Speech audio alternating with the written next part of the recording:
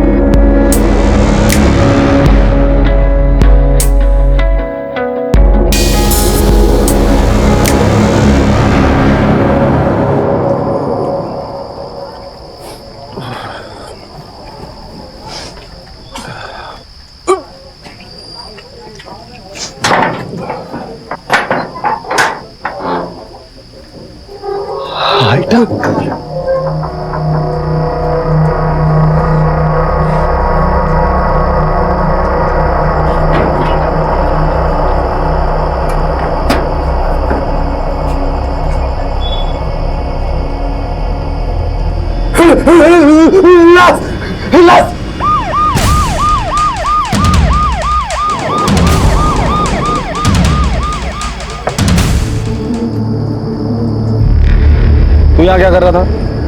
साहब मैं नागपुर से यवतमाल माल की डिलीवरी के लिए आया था। सोचा रात बहुत हो गई है, थोड़ा खा पी के आराम करता हूँ। जब टेम्पो में सोने के लिए आया साहब तो उधर लाश मिला मेरे को, तो मैंने आपको फ़ोन किया। कब की बात है ये? तकरीबन 2 घंटे हुआ होगा। 2 घंटे पहले मैंने पूरा टेम्पो का माल उठवाया। तब टेम्पो में लाश नहीं थी? नहीं साहब। क्या ऐसा तो नहीं कि तूने ही मार के डाला है उसे अंदर? साहब अगर मैं मारता तो आपको फ़ोन क्यों करता? सर ये सही कह रहा है, अंदर एक औरत की लाश है, लेकिन सिर्फ धड़ है, सर नहीं है। धड़ आया तो सिर भी यहीं आसपास होगा। सीमा आसपास का एरिया चेक करो। सर मुझे लगता है किसी चोट खाया आशिक के रिवेंज का मामला है। दोनों में किसी बात को लेकर झगड़ा हुआ होगा, लड़की को मार के फेंक के चला गया होगा। मधुकर इतने जल्दी नतीजे पर नहीं आते, देखते हैं।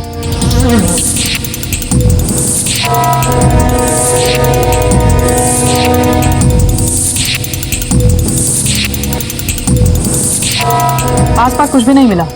सर और धड़ अलग अलग फेंका है, इसका मतलब विक्टिम की पहचान ना हो इसलिए ये सब कुछ किया है। सीमा एक काम करो, फॉरेंसिक को बुलाओ और बॉडी को पोस्टमार्टम के लिए भेज दो। और मधुकर इसे लेकर पुलिस स्टेशन आ जाना। सर चलो हमारे साथ आ जाओ।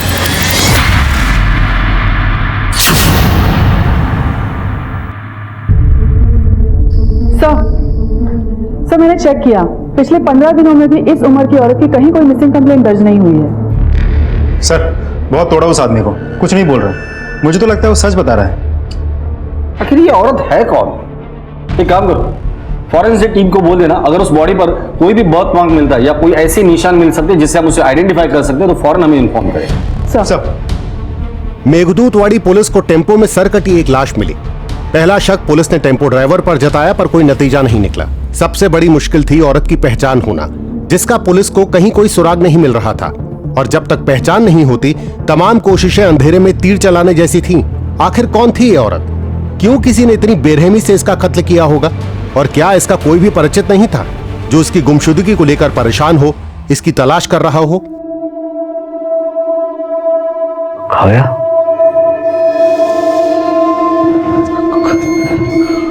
काव्या, आई, आई, आई. काय रे? काव्या तुमच्या रूम मध्ये आली है का? नहीं। काय झालं? काव्या रूम में नहीं है, मालूम नहीं कहाँ चली गई है। चल बघूया। काव्या, एवढ्या रात्री कुठे गेली पोरगी?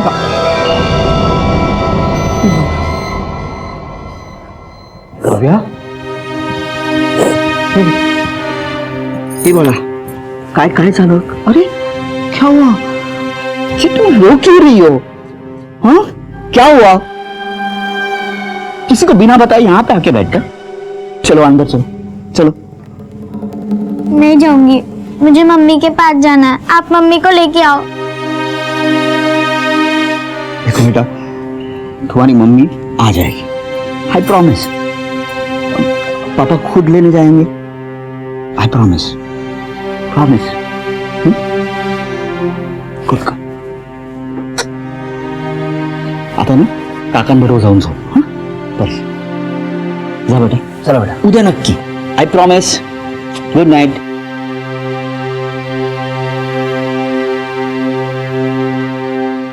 स्वप्निल, काव्या खूप लहान है अजून, वो नहीं रह पाएगी अपनी माँ के बिना।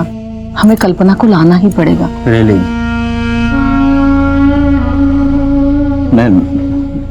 मैं संभालूंगा सब कुछ। I will manage everything, I will manage definitely. काय मैनेज करना है तू? हाँ, सिर्फ 24 घंटे हुए हैं कल्पना को जाके, और काव्या की हालत देखी है ना तूने? सुबह से कुछ खाया नहीं है बच्ची ने। माँ के पास जाना है, माँ के पास जाना, इतना ही बोल रही है। काव्या को संभालने के लिए मुझे कल्पना की जरूरत नहीं है। तू काळजी करू नको हेमा, कुछ ही दिनों में से पता चल जाएगा। बच्ची संभालने के लिए उसको माँ की जरूरत होती। चल।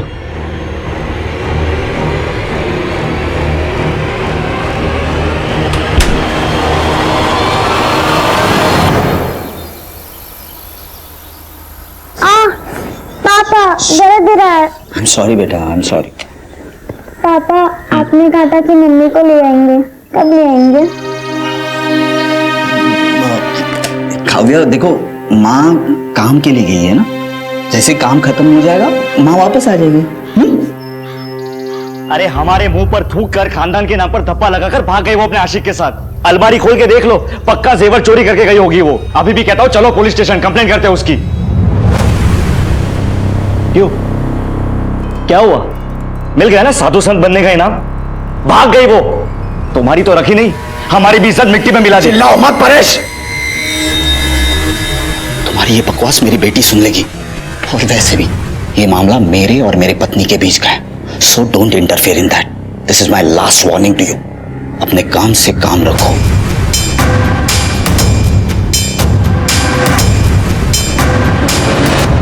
चलो बेटा, चलो, देरी हो जाएगी स्कूल के लिए। बाय आजी। बाय बाळा। ये होगा नामर्द, मैं नहीं। इस 2 टके की औरत की पुलिस कंप्लेंट तो मैं करके रहूंगा। अगर ये नहीं करेगा तो मैं करूंगा। डोका फिर लेगा तुझा? मतलब जिन्हें पता नहीं है उन सबको पता चलेगा। हमारे खानदान की इज्जत मिट्टी में मिल गई। बस हो गया, जितनी बेइज्जती होनी थी हो गई। उसे जहां मुंह काला करना है करने दो। अब हमारा उससे कोई रिश्ता नहीं है। अहो, काय बोलताय तुम्ही? कल्पना के साथ 10 साल से एक ही छत के नीचे रह रहे हम लोग। अगर उसका कुछ चक्कर रहता तो हमें मालूम तो पड़ता। तुम अब तक उसका नाम जप रही हो। या घरामध्ये तिचं नाव कोणीही घेणार नाही। अहो। वो हमारे लिए मर चुकी है। कोई पूछे तो बोल देना उसकी ट्रांसफर हो गई, यहां से चली गई हो, समझी? पोस्टमार्टम रिपोर्ट के हिसाब से इस औरत की उम्र 28 से 30 साल की है, 2 महीने की प्रेग्नेंट थी, और ये मर्डर रात को 10 बजे से लेकर 11 बजे के बीच हुआ है।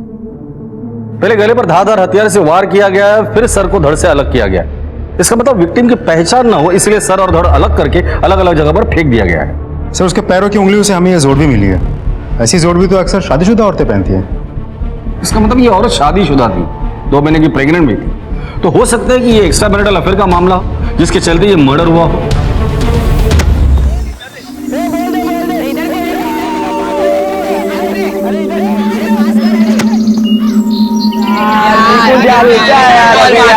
हमेशा यार जल्दी लेके आया निकुंज, जल्दी यार।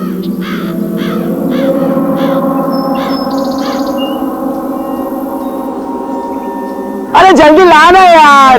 रुक जा, लेके आ रहा हूँ।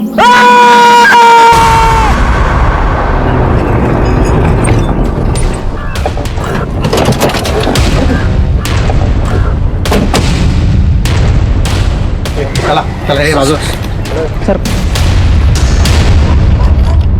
शादीशुदा औरत है, मांग में सिंदूर है और उम्र 28-30 से ज्यादा की नहीं होगी। ये खून सूखा हुआ है और चेहरा भी फूला हुआ है। इसका मतलब खून 2-3 दिन पहले ही हुआ है। नायक, एक काम करो, आसपास चेक करो, शायद कत्ल का हथियार या कोई सुराग या फिर बॉडी का बाकी का हिस्सा यही कहीं हो। जी मैडम।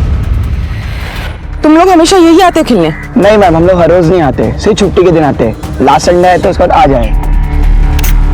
मैडम, यहाँ आसपास कुछ भी नहीं मिला। नायक, एक काम करो, जी, सर को फॉरेंसिक लैब भेजो, बाकी इंफॉर्मेशन मैं अपलोड करती हूँ, शायद कहीं कोई मैच मिल जाए। मेघदूतवाड़ी पुलिस अब भी उस औरत की पहचान में जुटी थी। और इधर वडगांव में पुलिस को एक कटा हुआ सिर मिला।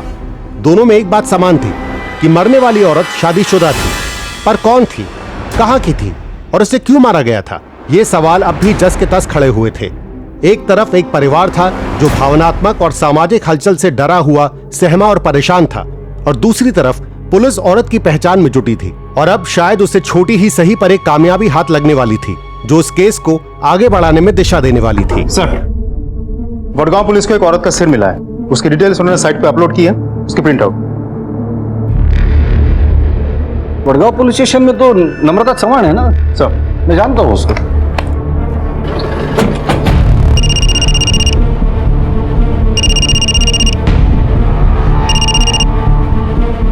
हॅलो, नम्रता, पीआय यशवंत गायकवाड बोलतोय।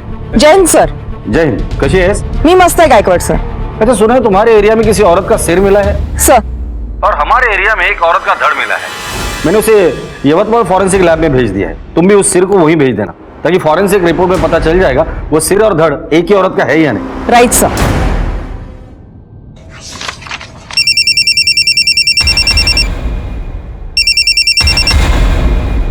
हाँ आई क्या?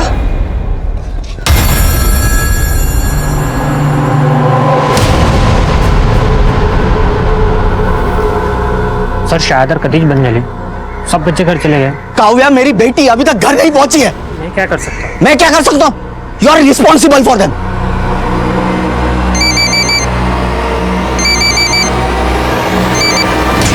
हाँ बेटा, बाबा, मैं स्कूल आया हूँ। वॉचमैन बता रहा है सब बच्चे चले गए, कोई नहीं है यहाँ पे। अरे यहाँ पे भी नहीं आई हो? आप बस स्टैंड पे जाके देखो सब। अरे मैं स्कूल बस स्टॉप पे जाके आया, वहां पे उतरी नहीं। मैंने ड्राइवर से पूछा तो बोला आज चढ़लीच नहीं थी बस मध्ये। स्कूल बस में चढ़ी नहीं?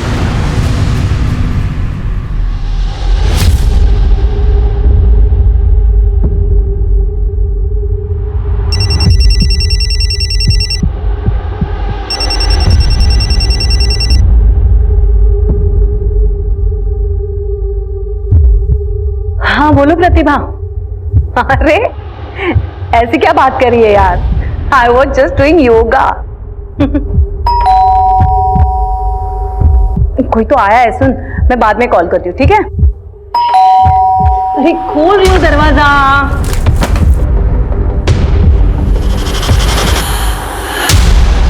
तुम काय कळत नाही, ही पोरगी कुठे गेली असेल कोणास ठाऊक। अरे वो ही ले गई होगी, और क्या? आई स्कूल में चेक किया, उसके फ्रेंड्स के पास फोन किया, किसी को मालूम नहीं काव्या कहाँ गई। सिर्फ 8 साल की है हमारी काव्या, अशी एकटी कशी जाईल कुठे? हो ना, तेच कळत नाहीये, कोणालाही न सांगता निघून गेली आहे पोरगी। तिच्या आजीकडे पाहिलंस? आजी?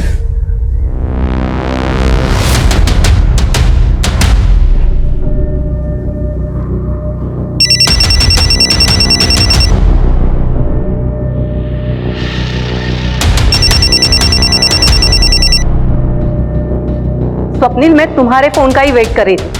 परेशान हो ना अपनी बेटी काव्या के लिए? वो मेरे पास है, वो स्कूल से सीधा मेरे पास आई थी। उसके नानी के पास है। थैंक गॉड, मैं तो डर गया था। स्वप्निल, डरी हुई तो मैं हूं अपनी बेटी कल्पना के लिए। तुम्हारी बेटी तो मेरे पास सुरक्षित है, लेकिन मेरी बेटी कहाँ है, जिसका 2 दिन से कोई अता पता नहीं है। देखो, काव्या ने मुझे सब कुछ बता दिया है। स्वप्निल, सच सच बताओ, मेरी बेटी कल्पना कहाँ है? देखो वरना।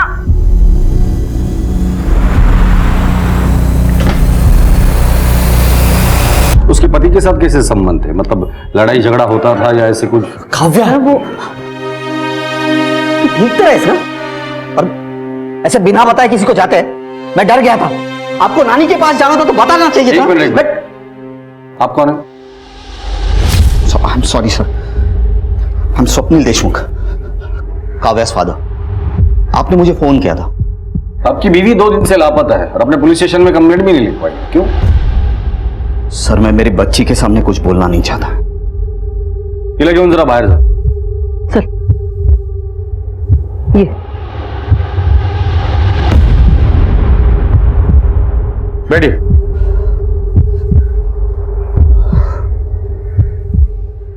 सर, कल्पना मेरी बीवी है। शादी से पहले उसका किसी के साथ अफेयर था। अब वो उसके लाइफ में लौट के आया। उसने उसमें और अपनी फैमिली में से उसे चुना, उसी के साथ चली गई। सर अगर वो हमसे प्यार करती, अपनी फैमिली से प्यार करती तो हमें छोड़ के चली जाती। फिर मैंने सोचा अगर कल्पना इस वक्त सब में खुश है तो वही से मैं उसके रास्ते में नहीं आऊंगा। सर जो लाश हमें 2 टुकड़ों में मिली थी उसका सर और धड़ मैच हो चुका है, डीएनए भी मैच हुआ है। उसकी शक्ल किशोरी जी की बेटी कल्पना जैसी लग रही है।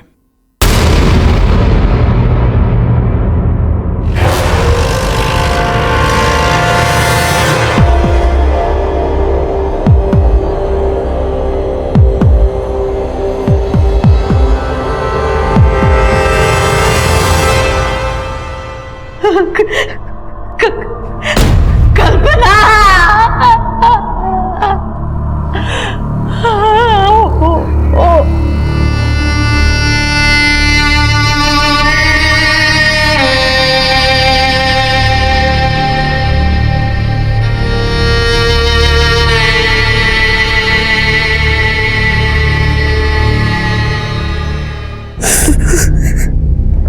सर, उन दोनों में से किसी ने एक ने मेरी कल्पना को मारा है।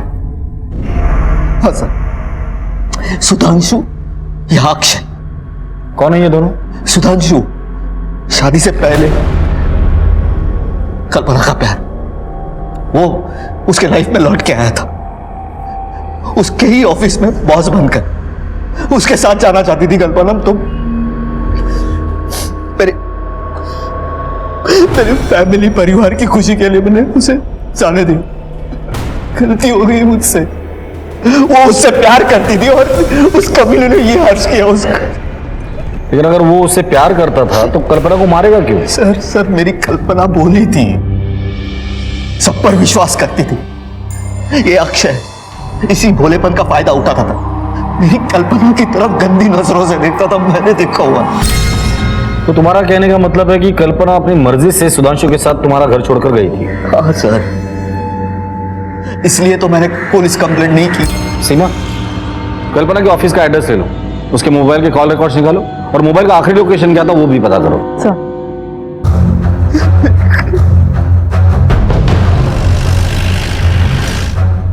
मिस्टर जोशी से मिलना है। Sir, he is there. Seema, staff से पूछताछ करो। सर।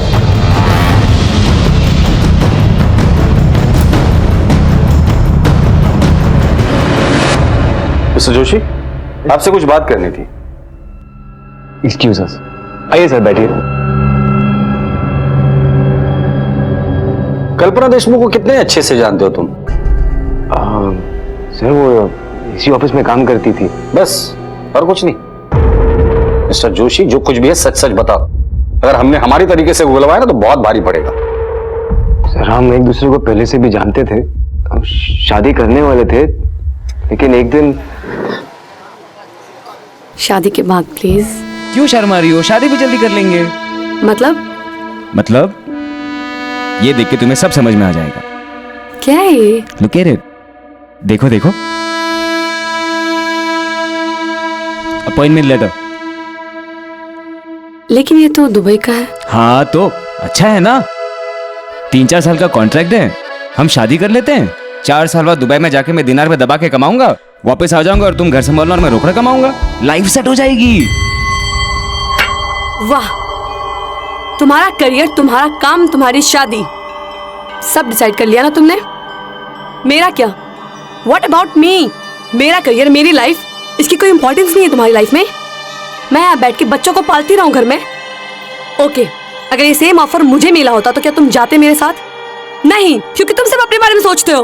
देखो प्लीज कल्पना, तमाशा मत क्रिएट करो। तमाशा तुम बना रहे हो मेरा, मैं नहीं।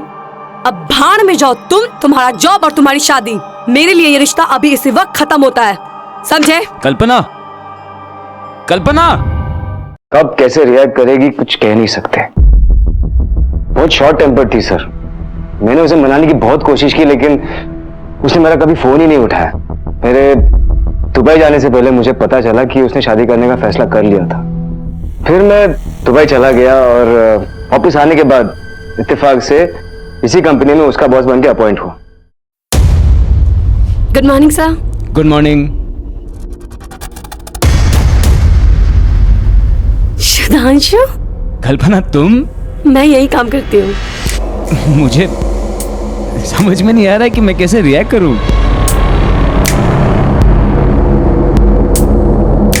मैं बताती हूँ पुराने रिश्तों को कैसे वेलकम करते हैं। एक्सक्यूज मी कल्पना, एक्सक्यूज मी।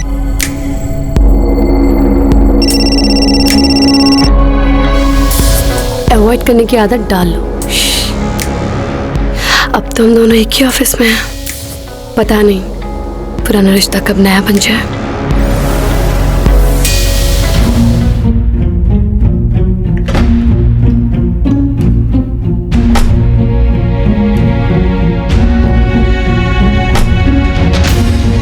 सर वो ऐसे बिहेव कर रही थी जैसे कि हमारे बीच 10 साल का गैप हुआ ही नहीं। Baby you feeling so cold. बताना चाहिए ना, डोंट बी सो फॉर्मल। कल्पना ये क्या कर रही हो तुम? होश में आओ। तुम किसी की बीवी हो, एक बच्चे की माँ, और मैं किसी का। तुम सिर्फ मेरे हो, किसी के नहीं। और मैं सिर्फ तुम्हारी। कल्पना ये गलत है। क्या गलत है? हाँ, और जिस गलती से खुशी मिले वो गलती कर लेनी चाहिए ना। 10 साल पहले जब मैं तुम्हें छोड़ के गई थी, उस गलती से क्या मिला मुझे? कुछ भी तो नहीं। लेकिन आज पास आने की गलती से अगर मुझे कुछ मिल रहा है तो क्या प्रॉब्लम है? मैंने उसकी कोई बात नहीं मानी, ना उससे कोई रिश्ता बनाया ना बढ़ाया। जिस दिन कल्पना का मर्डर हुआ था तुम कहाँ थे? उस दिन मेरी तबीयत खराब थी और मैं घर पे था। तुम्हारे अलावा और कोई है जो इस बात को कंफर्म करे कि तुम उस दिन घर पर ही थे? नहीं सर, उस दिन मैं घर पे अकेला था। क्यों? तुम्हारी बीवी कहाँ है? वो भी जॉब करती है, मुंबई में उसका पोस्टिंग है, वीकेंड्स में यहाँ आती है। ठीक है, फिलहाल तो हम जा रहे हैं, लेकिन जब तक इस केस की इन्वेस्टिगेशन चल रही है, शहर छोड़ने से पहले हमें इन्फॉर्म करके जाना। Okay sir. सर, हमें मिली इन्फॉर्मेशन के मुताबिक कल्पना के सेल की लास्ट लोकेशन यहीं की थी।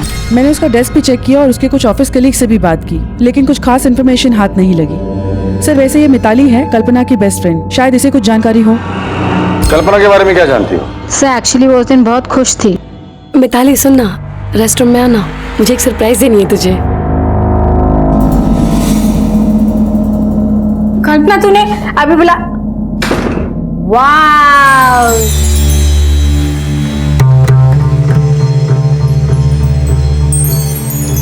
Somebody is looking sexy। किधर जा रही है हाथ बन के?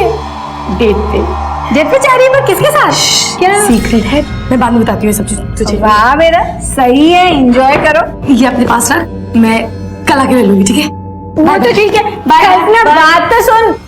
ठीक है, अगर जरूरत पड़ेगी तो दोबारा कांटेक्ट करेंगे। Okay sir. Kalpana western dress पहनकर किसी से मिलने गई थी और उसकी डेड बॉडी हमें उसी ड्रेस में मिली थी। सर यहाँ हमारे लिए दो बातें जाननी बहुत जरूरी है। पहली बात, अगर कल्पना साड़ी पहन के ऑफिस आई थी तो वेस्टर्न ड्रेस पहन के किससे मिलने गई?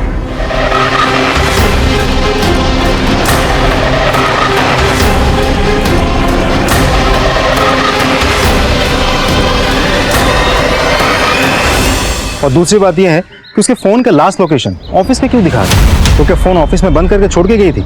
अगर गई थी तो क्यों? यही तो पता लगाना है। मुझे तो ये बहुत बड़ी साजिश लगती है। कुछ तो है जो हमसे छूट रहा है। कल्पना किस बॉयफ्रेंड से मिलने गई थी?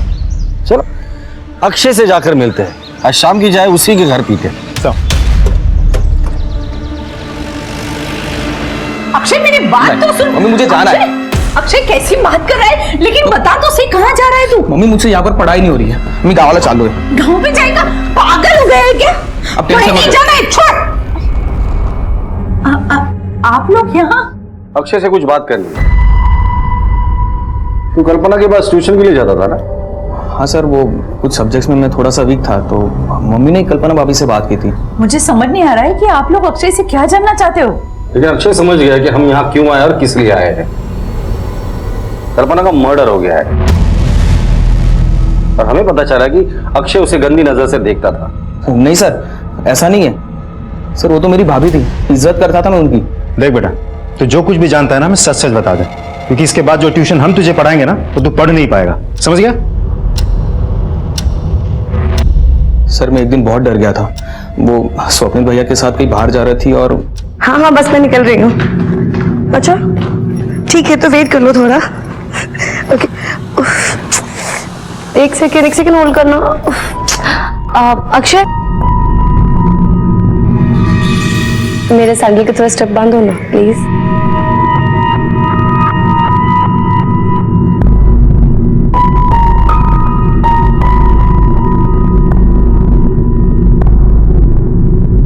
Just hold second. अच्छे स्टूडेंट हो, जल्दी सीख रहे हो। सर कल्पना भाभी मुझसे सर कुछ अलग ही बिहेव करती थी मेरे साथ। कल्पना मी कीर्तनाला जाते ग, काळजी घे घराची।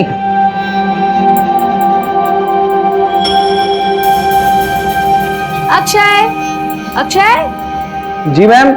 1 मिनट अंदर आना। आया।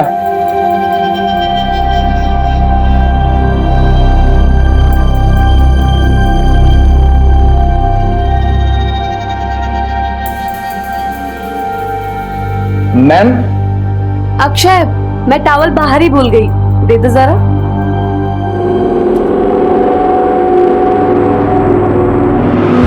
मैम ये टॉवल लीजिए।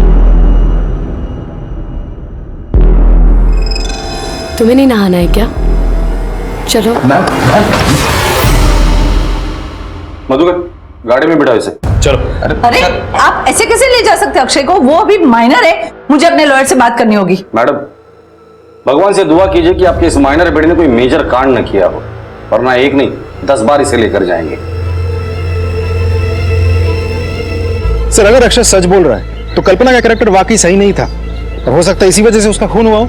इसका उल्टा भी तो हो सकता है। एक काम करो, कल्पना का सोशल मीडिया अकाउंट और कॉल रिकॉर्ड चेक करो। अगर ये अक्षय सच बोल रहा है और कल्पना के वाकई में कहीं आशिक है तो हमें वहां मिलेंगे। सर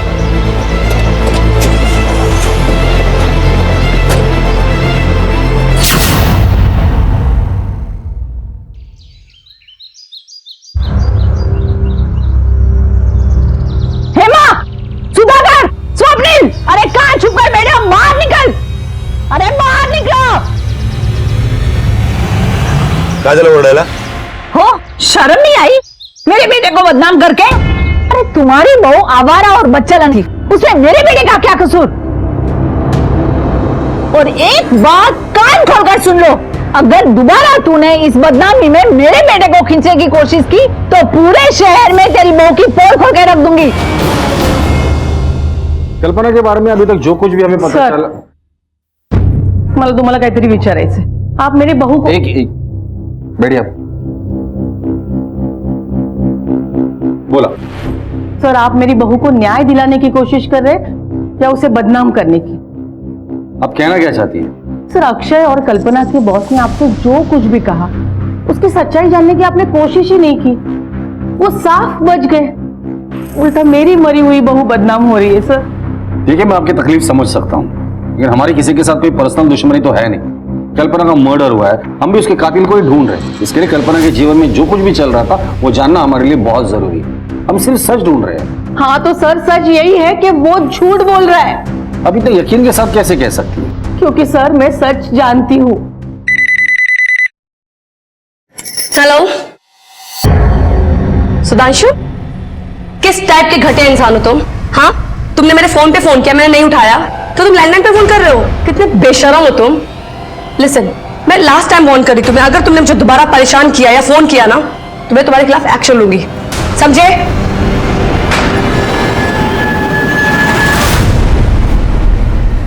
अक्षय के बारे में आपका क्या कहना है? वो भी झूठ बोल रहा है? हाँ वो झूठ बोल रहा है, उसकी असलियत मैंने अपने आंखों से देखी है। कल्पना मी कीर्तनाला जाऊन येते ग, घर का ख्याल रखना।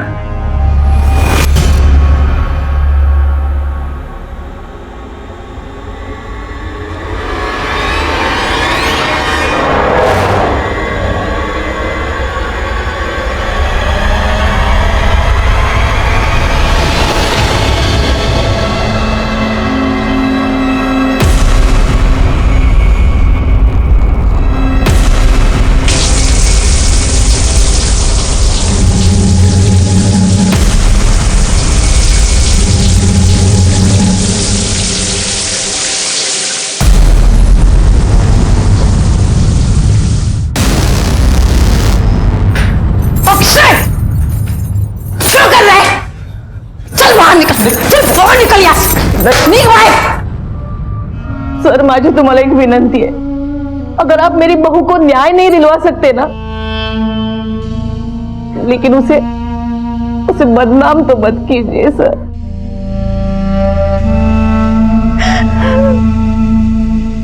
सीमा, अजीब असमंजस की स्थिति पैदा हो गई थी। कल्पना की सास हेमा बहू के चरित्र पर रत्ती भर भी शक नहीं कर रही थी। आखिर कल्पना के साथ हुआ क्या था? वो किससे मिलने गई थी जब उसका कत्ल हुआ? इन सारे सवालों के जवाब तलब करने थे। पुलिस के लिए एक बार फिर से शुरुआत करने की स्थिति पैदा हो गई थी। ये सुधांशु और अक्षय, इनसे दोबारा पूछताछ करनी होगी हमारी तरीके से। उठाकर लेकर आओ इन दोनों को। सर इतने साल बाद वो मेरे सामने आई तो मैं अपने आप को रोक नहीं पाया। कल्पना, आओ चलो, तुम्हें घर छोड़ दूं। नहीं, मैं चल। अरे चलो ना। मैंने कहा ना सुधांशु, मैं चली जाऊंगी।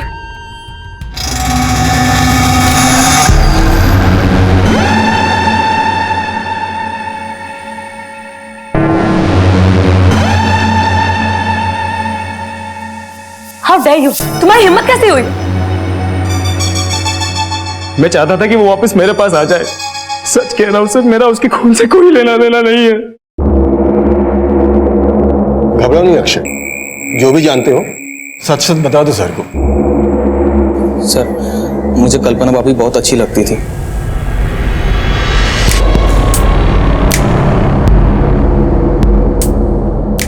अब सर जब भी वो घर पे अकेली होती थी मैं उनकी फोटोज खींच लेता था, और जब मुझे पता चला कि वो मर गई सर, उस दिन मैं बहुत रोया था सर। और ये शहर में मेरा मन भी नहीं लग रहा था सर, जाना चाहता था मैं कहीं और, लेकिन सर तब तक आप मेरे घर पे आ गए थे सर। एक बात साफ है कि कल्पना का किसी के साथ कोई अफेयर नहीं था। कल्पना एक परफेक्ट औरत थी। अब सवाल ये है कि ऐसी परफेक्ट औरत को किसने मारा और क्यों मारा। एक काम करो, कल्पना के बारे में और इंफॉर्मेशन निकालो, पता करो उसका किसी के साथ कोई झगड़ा वगड़ा था या नहीं। सर,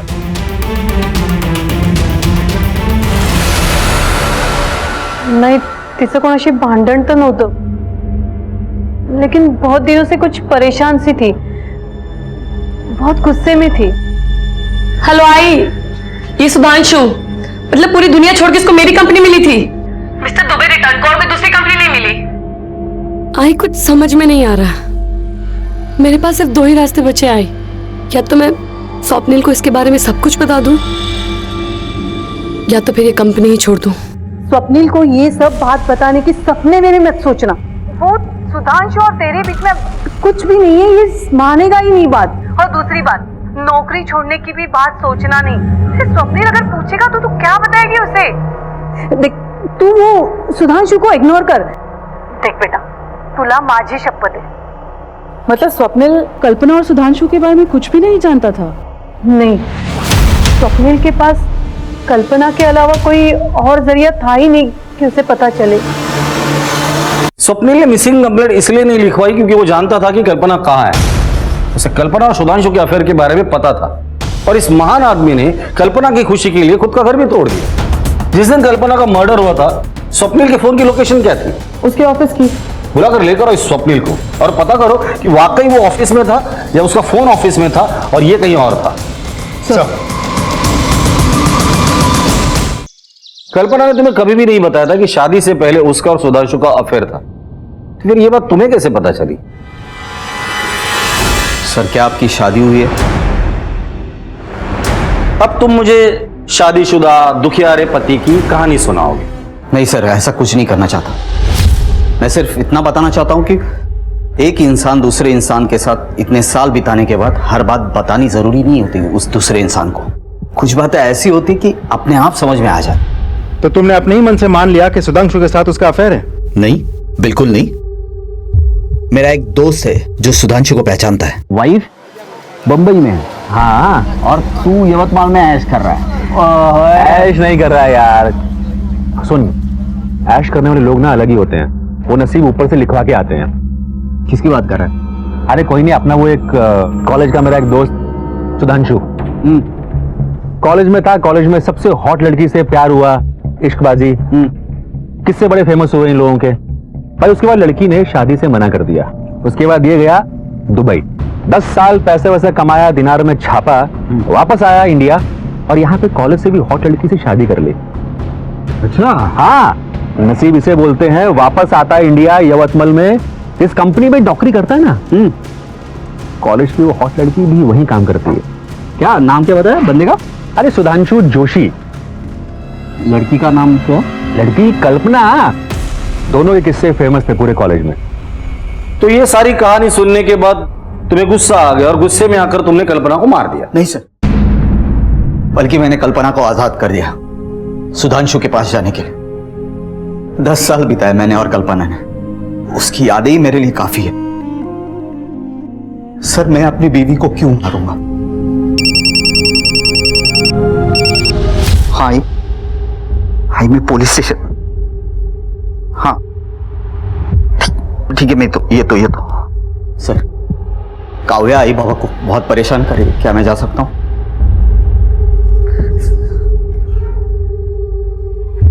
ये जितना सीधा दिखता है उतना है नहीं। अगर ये अपनी बीवी से इतना प्यार करता है तो किसी और के कहने पर उससे पूछे बगैर वो मान जाता है। कुछ तो है जो ये हमसे छिपा रहा है। 24 घंटे नजर रखना इस पर। सर पुलिस के शक की सुई अब स्वप्निल देशमुख पर आकर अटक गई थी, पर मुश्किल ये थी कि उसके खिलाफ कोई सुराग नहीं था। जब कल्पना का खून हुआ तो मोबाइल लोकेशन के मुताबिक स्वप्निल ऑफिस में था और कल्पना कहां और क्यों गई थी इसका कोई खुलासा नहीं हुआ था, क्योंकि उसका फोन ऑफिस में स्विच ऑफ हुआ था और उसके बाद से फोन गायब था। पुलिस ने कल्पना का फोन तब से ही सर्विलेंस पर डाला हुआ था, पर कोई सफलता हाथ नहीं लगी थी। पर आखिरकार पुलिस की सूझबूझ काम आई और अब शायद इस केस को दिशा ही नहीं बल्कि मंजिल भी मिलने वाली थी। सर, कल्पना का सेल सर्वेलेंस पे डाला था, आज सुबह ही ऑन हुआ। इसके पास मिला तो इसे फौरन ले आए। पहले ये बता, ये फोन तेरे पास आया कहाँ से? ये फोन मुझे कांचा ने बेचा था। कांचा कौन है? कांचा उधर आरडी बंगलो का केयरटेकर है साहब, मेरी दुकान पे आता जाता रहता है। आज मुझे उसने मोबाइल बेचा 5000 रुपए में। उसने तुझे बताया था ये फोन उसको कहाँ से मिला? नहीं साहब। ठीक है।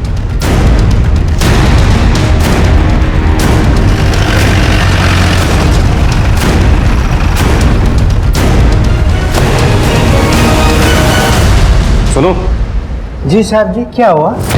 ये मोबाइल तुमने बेचा था गिरीश को?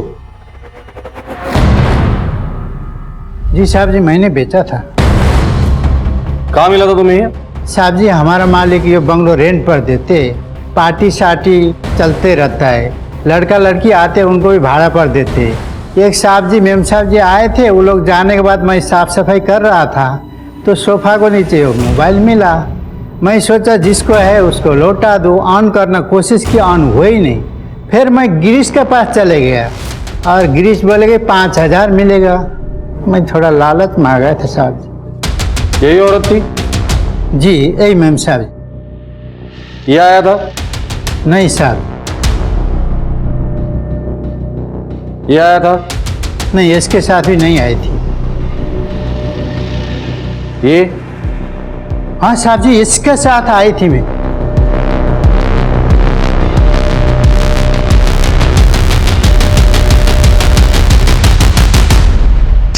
सर मारो मत, सर मारो मत, बताता हूँ, सब कुछ बताता हूँ। अभी तक बहुत कहानियां सुनाई तूने, लेकिन अब कोई भी कहानी नहीं सुनूंगा। अब सिर्फ सच सुनना है मुझे। चल शुरू हो जा। बताता हूँ, सब कुछ बताता हूँ।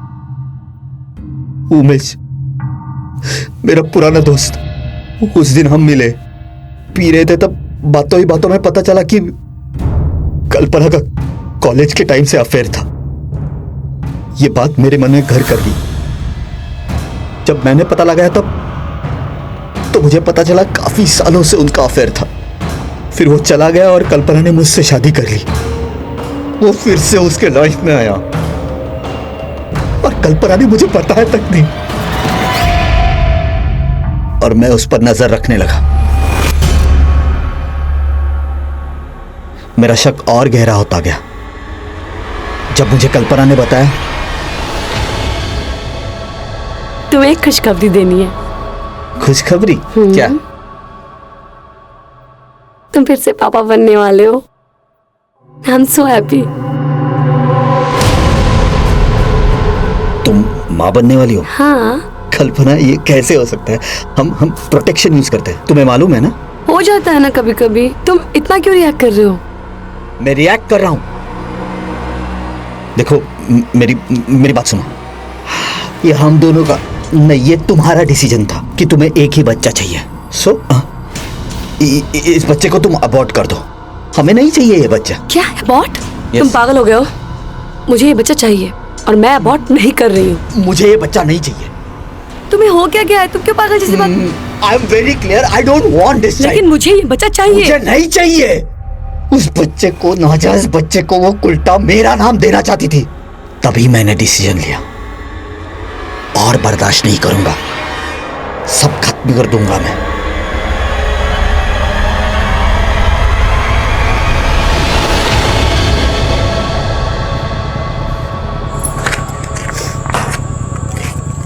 मुझे माफ कर दो, मैंने तुम्हारे साथ बहुत बदतमीजी से बात की। अपनी गलती सुधारने के लिए मैं तुम्हें आज डेट पे ले जाना चाहता हूँ। उस दिन कल्पना को मैंने एक नई ड्रेस खरीद के दी। फिर मैंने उसे फोन किया और मेरे साथ डेट पर चलने के लिए मना लिया। मैंने उसे कहा कि आज हम दोनों वक्त बिताएंगे, सो मुझे कोई डिस्टरबेंस नहीं चाहिए। इसीलिए मैंने उसे कहा कि वो अपना मोबाइल ऑफिस में ही स्विच ऑफ कर दे और मैं अपना मोबाइल ऑफिस में ही छोड़ दूंगा। वो निकली थी घर से साड़ी पहन के, पर उसने ऑफिस में मेरी गिफ्ट दी हुई वेस्टर्न ड्रेस पहन ली।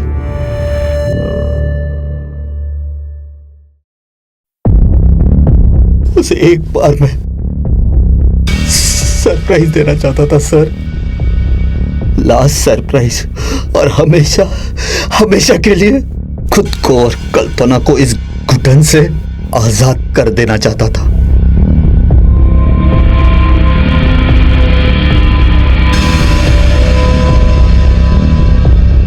अरे क्या कह रहे हो? मैंने कहा था ना तुम्हें, एक बहुत बड़ा सरप्राइज देने वाला हूं तुम्हें। अच्छा क्या है? दिखाओ तो सही। पेशेंस रखो। कर क्या रहे हो तुम? अरे मैंने कहा था ना, एक बड़ा सरप्राइज। स्वप्नी, तुमने मुझसे एक सवाल पूछा था, मेरी शादी हुई है कि नहीं? हाँ, हुई है मेरी शादी। एक पुलिस के नाते नहीं, पर एक पति और इंसान के नाते तुम्हें बताता हूं। पति पत्नी का रिश्ता एक विश्वास का रिश्ता होता है, भरोसे का रिश्ता होता है। तुम चाहते तो इस विश्वास के रिश्ते को आगे बढ़ा सकते थे, और शक इतना ही गहरा था तो बच्चे का डीएनए टेस्ट करवा सकते थे। लेकिन नहीं, तुमने जुर्म का रास्ता अपनाया। जो जुर्म तुमने किया है उसकी सजा तो तुम्हें कानून देगा ही, लेकिन एक सजा मैं तुम्हें अभी सुना रहा हूं।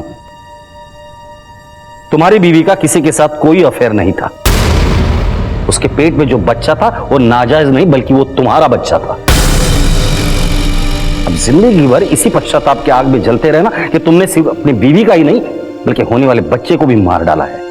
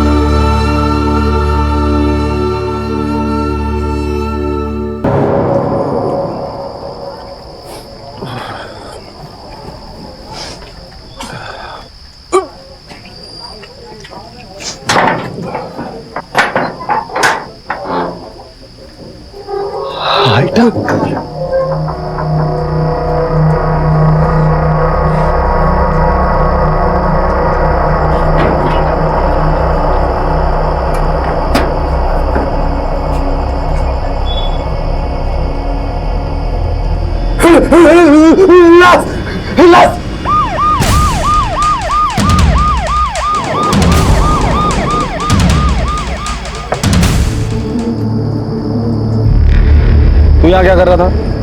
साहब मैं नागपुर से यवतमाल माल की डिलीवरी के लिए आया था। सोचा रात बहुत हो गई है, थोड़ा खा पी के आराम करता हूँ। जब टेम्पो में सोने के लिए आया साहब तो उधर लाश मिला मेरे को, तो मैंने आपको फ़ोन किया। कब की बात है ये? तकरीबन 2 घंटे हुआ होगा। 2 घंटे पहले मैंने पूरा टेम्पो का माल उठवाया। तब टेम्पो में लाश नहीं थी? नहीं साहब। क्या ऐसा तो नहीं कि तूने ही मार के डाला है उसे अंदर? साहब अगर मैं मारता तो आपको फ़ोन क्यों करता? सर ये सही कह रहा है, अंदर एक औरत की लाश है, लेकिन सिर्फ धड़ है, सर नहीं है।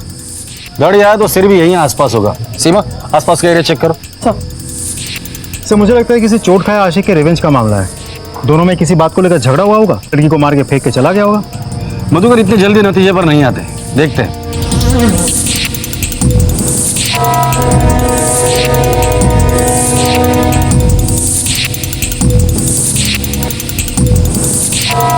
आज कुछ भी नहीं मिला।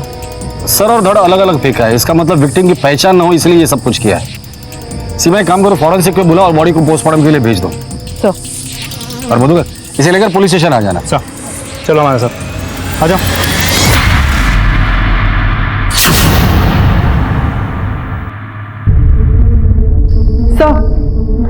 सर मैंने चेक किया, पिछले 15 दिनों में भी इस उम्र की औरत की कहीं कोई मिसिंग कंप्लेंट दर्ज नहीं हुई है। सर बहुत तोड़ा उस आदमी को, कुछ नहीं बोल रहा। मुझे तो लगता है वो सच बता रहा है। आखिर ये औरत है कौन? एक काम करो, फॉरेंसिक टीम को बोल देना अगर उस बॉडी पर कोई भी बर्थ मार्क मिलता है या कोई ऐसी निशान मिल सकते हैं जिससे हम उसे आइडेंटिफाई कर सकते हैं तो फौरन हमें इन्फॉर्म करें। सर कल्पना का मर्डर हो गया है और हमें पता चला कि अक्षय उसे गंदी नजर से देखता था। नहीं सर, ऐसा नहीं है। तो जो कुछ भी जानता है ना, मैं सच सच बता दें, क्योंकि इसके बाद जो ट्यूशन हम तुझे पढ़ाएंगे ना तो तू पढ़ नहीं पाएगा, समझ गया? कल्पना का सेल सर्वेलेंस पे डाला था, आज सुबह ही ऑन हुआ। इसके पास मिला तो इसे फौरन ले आए। यही औरत थी? जी यही मैम साहब। ये आया था? हाँ साहब जी, इसके साथ आई थी मैं।